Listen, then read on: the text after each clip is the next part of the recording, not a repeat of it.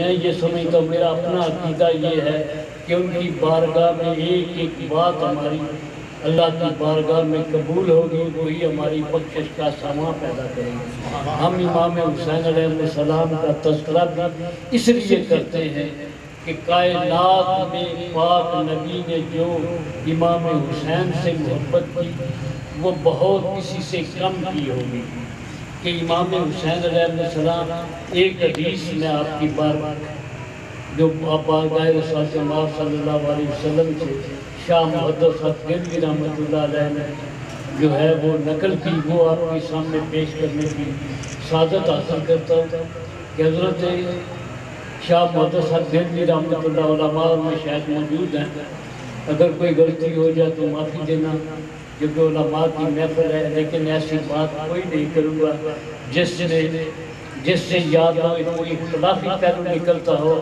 یا کوئی من گھڑت بات ہو۔ حضرت شاہ محدث گنگی رحمۃ اللہ علیہ فرماتے ہیں، یہ بڑی مشہور حدیث ہے، آپ فرماتے ہیں کہ کوئی بندہ بیت اللہ شریف میں آ گیا، بیت اللہ شریف میں آ گیا اور بیت اللہ میں بھی اس جگہ پر آ گیا جو رکن یمانی اور حجر اسود کے درمیان بھی صاحب آ گیا، اپنی ساری زندگی اس نے وہاں پر گزار دی۔ ایک نماز کا جو ثواب ہے وہ بیت اللہ میں ایک رکعت کا جو ہے ثواب جو ہے وہ 1,00,000 رکعت کا برابر ہے، اور ایک نماز جو ہے اس کا ثواب جو ہے 1,00,000 نمازوں کے برابر ہے۔ لیکن اگر اس میں محمد وہ کہتے ہیں کہ وہی مر گیا لیکن اس کے دل میں آل محمد کی محبت نہیں تھی، مودت نہیں تھی، وہ مر گیا مرفوض نہ فاتحہ نہ درود، لیکن اصل شرط یہ ہے کہ محمد و آل محمد سے محبت ہونی چاہیے۔ آج یہ کیونکہ پرفتن دور ہے، ہر بندے نے اپنا مسلک بنا لیا ہے، ہر بندہ اپنی اپنی بات کر رہا ہے، سوچیں جو ہے وہ معیاری سوچیں نہیں رہی، اہل بیت سے لوگوں نے بغض شروع کر دیا۔ خدا کے بندوں، اہل بیت سے بغض کر کے کہاں جانا ہے آپ نے؟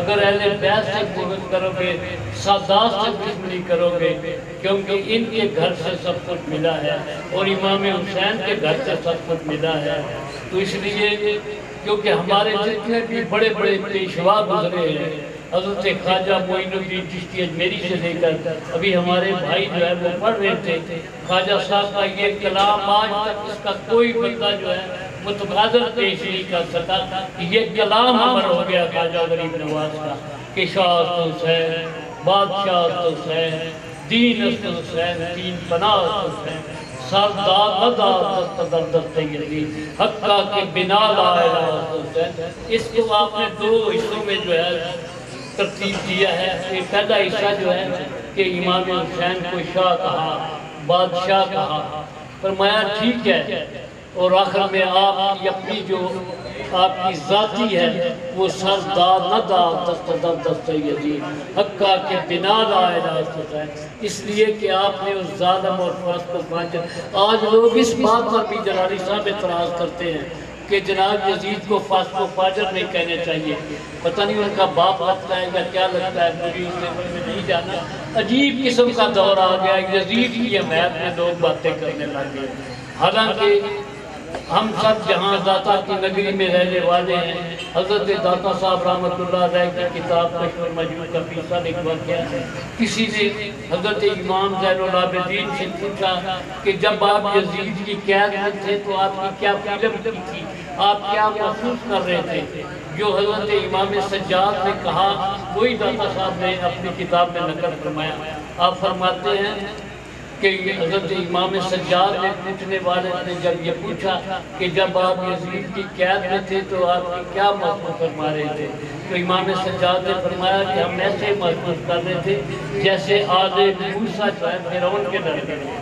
تو داتا صاحب رحمۃ اللہ علیہ تو یزید کو فرعون اور حامان اور شداد سے تشبیہ دے رہے ہیں، آپ اس کو رحمۃ اللہ علیہ کہیں جا رہے ہیں، رضی اللہ تعالیٰ عنہ کہیں جا رہے ہیں۔ یہ ہماری میں سمجھتا ہوں کہ یہ بہت بڑی سازش ہے، بین الاقوامی سازش ہے کہ آج مسلمانوں کو پھر لڑانے کی کوشش کی جا رہی ہے۔ کہیں سے کئی آواز اٹھ رہی ہیں. ایک پاگل سا مولوی ہے، وہ کبھی یزید کی تعریف کرتا ہے، کبھی کسی اور کی تعریف کرتا ہے. میں اس ضمن میں نہیں جانا چاہتا، لیکن میں یہ اتنا کہنا چاہتا ہوں کہ ایسے مولویوں سے پرہیز کرنا چاہیے کہ یہ اختلاف کا سبب بن رہے ہیں.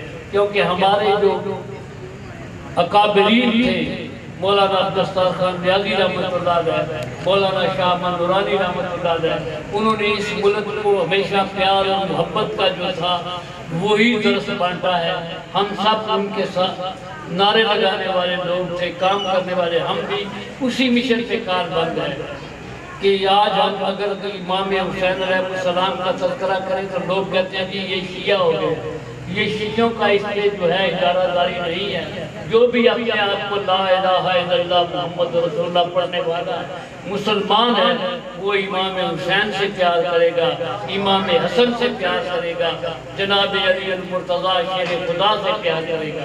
ہم سب نسبتوں کے لوگ ہیں، جتنے بھی نسبتیں ہیں، چاہے وہ چشتی ہو، قادری ہو، جب تک مولا کائنات کے در پر نہیں جائے گا، وہاں پر سلام نہیں پیش کرے گا، اس وقت نہ تک وہ چشتی ہے، حیدری ہے، نہ مسلمان ہو سکتا ہے. میں سمجھتا ہوں کہ حضرت خواجہ غریب نواز نے، یہ جو بھائی نے ابھی شعر پڑھا، جب یہ شعر پڑھا تو آپ کے پیر و مرشد حضرت خواجہ ہارونی رحمۃ اللہ علیہ نے کہا کہ حضرت خواجہ معین الدین چشتی کو کہا کہ آپ نے امام علی مقام کی بارگاہ میں تو اتنا بڑا نذرانہ پیش کر دیا ہے، مولا کائنات کی بارگاہ میں کچھ نہیں کہا. فوراً پھر وزیر جو شاہ صاحب حضرت خواجہ معین الدین چشتی نے کہا وہ آپ کی نظر کروں گا. حضرت خواجہ معین الدین چشتی نے فرمایا اصاف علی بگفتگو ممکن نہیں، اصاف علی بگفتگو ممکن نہیں. فرمایا کہ میں کون ہوتا ہوں کہ میں حضرت علی کے اصاف بیان کر سکوں. جس کو پاک نبی کہے کہ یہ میرا بھائی ہے، جس کو پاک نبی اپنے جو ہے کاندھوں پر کھڑا کر کے کہیں کہ آپ نے بتوں کو توڑنا ہے، بیت اللہ میں توڑنا ہے، اس پر ایک غریب نواز نے شعر لکھا ہے، وہ بھی آپ کی نظر کروں گا، لیکن پہلے اس کو مکمل کرتا ہوں.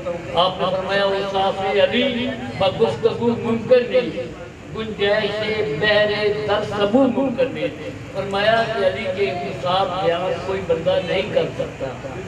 فرمایا ایسے ہی ہے گنجائش بہر در سبو ممکن ہے. جیسے ہم سمندر کو گھڑے میں نہیں بند کر سکتے، اسی طرح مولا کائنات کے انصاف نہیں کرتے. پھر آپ آگے فرماتے ہیں من علی راب واجب قیدانم، من علی راب واجب قیدانم اللہ دانم کے مثل او ممکن ہے. یہ غریب نواز فرما رہے ہیں جنہوں نے 90 لاکھ لوگوں کو مسلمان کیا، جنہوں نے لا الہ الا اللہ محمد رسول اللہ لوگوں کو پڑھا کر مسلمان کیا، جو کافروں کو مسلمان کرتے تھے. آج تو کچھ ہمارے علماء اور کچھ لوگ جو ہے مسلمانوں کو کافر بنا رہے ہیں. ہم اس غریب نواز کے ماننے والے ہیں جو کافروں کو مسلمان کرتے تھے. تو ان کا وظیفہ کیا تھا؟ یہ وظیفہ ہے علی علی کرنا وظیفہ ہے. اور ایک بات اور کرتا جاؤں، بلند آواز علی حق علی حق علی حق علی حق. جو بندہ عبادت کرنے آیا ہے وہ عبادت کرے، جو بندہ صرف محفل میں شکل دکھانا ہے ہاتھ نیچے رکھے. جس کو مولا نے ہاتھ دیے دونوں ہاتھ اٹھا کے کہے علی حق علی حق علی حق علی حق علی حق علی حق علی حق علی حق علی حق. میں کہوں گا علی، آپ نے کہنا ہاتھ علی علی علی حق علی حق علی حق علی حق علی. اور یا علی کہنا جو ہے یہ سنت مصطفیٰ ہے. پاک نبی نے جب بیت اللہ میں جناب علی المرتضیٰ کو سیدہ فاطمہ بنت اسد کی گود سے اٹھا کر اپنے سینے سے لگایا اور خود ان کی پرورش کی، اور زندگی میں یاد نبی پاک صلی اللہ علیہ وسلم نے پتہ نہیں کتنی بار یا علی کہا ہوگا کہ یا علی ادھر آؤ، یا علی ادھر آؤ. جو پاک نبی کی زبان سے نکل جائے وہ سنت مصطفیٰ ہوتی ہے. اور اتنی بار پکارا، اتنی بار یا علی کو پکارا، ہر جنگ میں پکارا، کہیں اینا علی، کہاں ہے علی. اور بلا کر جھنڈا دیا جناب علی مرتضیٰ شیر خدا کو۔ اس لیے یا علی کہنا جو ہے یہ سنت مصطفیٰ ہے۔ آج لوگ سنتوں کی بات کرتے ہیں، سنتوں کی بات کرتے ہیں، کہتے ہیں کہ ایک سنت کو زندہ کرنا جو ہے وہ 100 شہیدوں کے برابر ثواب ہے۔ اور میں یہ سمجھتا ہوں پتہ نہیں وہ ایسی حدیثیں ایسی باتیں کر کے لوگوں کو گمراہ کرنے کی کوشش ہے۔ اگر یا علی کہیں تو فتوے لگ جاتے ہیں۔ جب نبی پاک نے فرمایا کہ ایک سنت کو زندہ کرنا 100 شہیدوں کے برابر ثواب ہے تو یا علی کہنا بھی جو ہے یہ سنت مصطفیٰ ہے۔ اس لیے اگر پیر صاحب نے یہ نعرہ لگایا ہے تو آپ جو ہے اس ثواب میں شامل ہو گئے۔ حضور نے فرمایا کہ علی کا ذکر جو ہے وہ عبادت ہے، علی کے چہرے کو دیکھنا عبادت ہے۔ اس لیے میں سمجھتا ہوں جو علی سے بغض رکھتے ہیں وہ اپنے دین کو یہاں ضائع کر رہے ہیں۔ صرف اہل بیت سے ہماری محبت اور مودت جو ہے وہ جو ایسی ہو جائے تاکہ زندگی میں بھی اگر زندگی میں بھی ہم علی علی کرتے رہے، جب قیامت آئے علی علی کرتے انشاءاللہ جنت میں جائیں گے۔ اس لیے ہمیں اہل بیت سے محبت کرنی چاہیے، اہل بیت سے مودت کرنی چاہیے۔ یہ بھی تو خواجہ صاحب کا شعر آپ نے سنایا، اصاف علی بگفتگو ممکن ہے، گنجائش بہر در سبو ممکن ہے، من علی را میں واجب کہ دانا اللہ دانا کے مثل ممکن ہے۔ ابھی ایک مرد کلندر حضرت خواجہ نظام الدین محبوب الہی کا پیر صاحب شعر آپ نے خصوصاً حضرت زنجانی صاحب کی خدمت میں یہ جو ہے میں اکثر پڑھتا ہوں، یہ میرے دل کی اپنی بھی آواز ہے کیونکہ ہم چشتی نظامی ہیں، یہ ہمارا وظیفہ ہے۔ خواجہ نظام الدین محبوب الہی کیا فرماتے ہیں؟ مولا علی کے بارے میں آپ فرماتے ہیں حب حیدر زیر پدر مجو، حب حیدر زیر پدر مجو کہ دست غیر گرفت پایا ہے مادری۔ اس کا ترجمہ جو ہے یہ ہے، آپ فرماتے ہیں کہ حرام زادے میں علی کی محبت تلاش نہ کر۔ بات سیدھی سیدھی اگلا کا ترجمہ یہی ہے کہ پیر وقاص منور صاحب انشاءاللہ وہ بیان کر دیں گے۔ ترجمہ اس کا اسی شعر کا کوئی ہے تو ذاتی گرامی اگر جب مولا کائنات کو پاک نبی صلی اللہ علیہ وسلم نے مکہ فتح ہو گیا، اب وہاں پہ جتنے بھی بت تھے، جو لات جو منات جتنے بھی ان کے نام تھے، ہر قبیلے کا اپنا بت تھا، اس کا اپنا نام تھا۔ جب بتوں کو توڑنے کا وقت آیا فرمایا جناب علی کو بلاؤ۔ جناب علی علیہ السلام کو جب بلایا گیا تو پاک نبی نے اپنے کاندھوں پہ کھڑا کیا۔ اس شعر کو جب منظر کو خواجہ غریب نواز نے پڑھا تو آپ پر ایک وجد طاری ہو گیا، اتنا وجد طاری ہوا کہ آپ کے مریدین جو ہے یہ جو ہے سلسلہ چشتیہ کی مشہور کتاب میں یہ واقعہ درج ہے، کیونکہ علماء میں شاید بیٹھے ہیں۔ میں چونکہ سیدھی سیدھی بات کر کے اجازت چاہوں گا کیونکہ پیر صاحب کو یہ خطاب کرنا ہے، اس شعر پہ میں اپنی بات کو ختم کر دوں گا۔ جب مولا کائنات کو پاک نبی صلی اللہ علیہ وسلم نے اپنے کاندھوں پہ کھڑا کیا اور فرمایا کہ بتوں کو توڑنا ہے، مولا علی بتوں کو توڑ رہے تھے اور ساتھ پڑھ رہے تھے جا رکھو وضا کر باطل ان الباطل کان ظہوقا۔